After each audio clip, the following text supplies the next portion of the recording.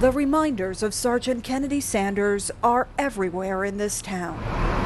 In the ribbons tied up and down the streets, in purple, her favorite color, to the mural painted in her likeness, to the street that bears her name. We moved here on this street in 2000, so we've been here a long time. Oneida Oliver Sanders and Sean Sanders are Sergeant Kennedy Sanders' parents. Kennedy played on this street. All of her friends, she grew up with were on this street. And on this street are signs of the life Sergeant Sanders lived and sacrificed when her National Guard unit deployed in 2023 to a remote outpost in the Middle East known as Tower 22. Located in Jordan, a U.S. ally, Tower 22 sits near the borders of Syria and Iraq, countries where Iran-backed militias have operated for years, launching attacks at U.S. troops in the region, there as part of Operation Inherent Resolve, the now decade-long U.S. fight against ISIS. Had you ever even heard of Tower 22? No, I hadn't heard of Tower 22. I knew she was in Jordan. Our focus at the time, with everything that was going on, my focus at least was I didn't want her to go to Syria. So by her saying that she was not in Syria, but they were on the border of Syria, I felt like she was safe. It was anything but.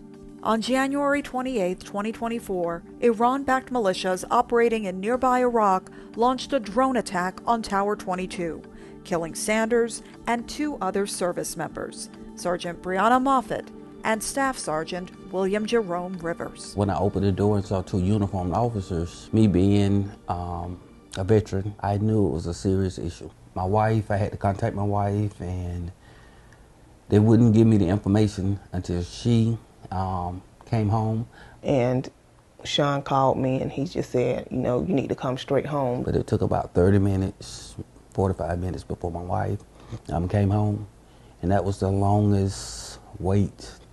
Whenever I got home, finally, and saw the 2 uniformed officers standing here, I immediately collapsed. In retaliation for the attack, just days later, the U.S. launched more than 80 strikes against Iranian-backed militant groups in Iraq and Syria. The enemy is getting their hands on more advanced, sophisticated weapons to include better targeting.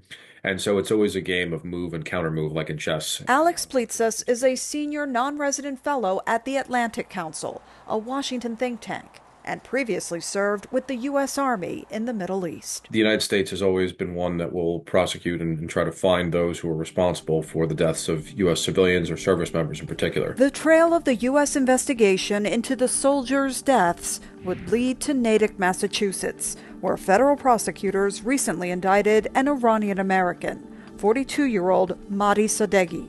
He's accused of helping procure technology used in the Tower 22 drone attack. Charges he denies. Federal prosecutors also allege that another man, Mohammed Abedini, worked on the navigation system used by the attack drone. Abedini was arrested in Italy on behalf of the U.S., but Iran seized an Italian journalist, and Abedini was later released and allowed to return to Iran in exchange for her release. What does justice for Kennedy look like? I don't even really know if there is any true justice. I mean, no matter what happens, we still face the same situation of the loss of our child. And it's not just our loss, it's the loss of her future. And it's the future that her family is now working towards, having set up a foundation in her name which helps student athletes and members of the junior ROTC in the town she once called home. What's it like to see her name on that sign and know that she will never come down this street that is named for her? It's bittersweet to have to come up and down this street every day and see her name on the street, knowing the reason why it's here. It hurts me that she's not here to see it.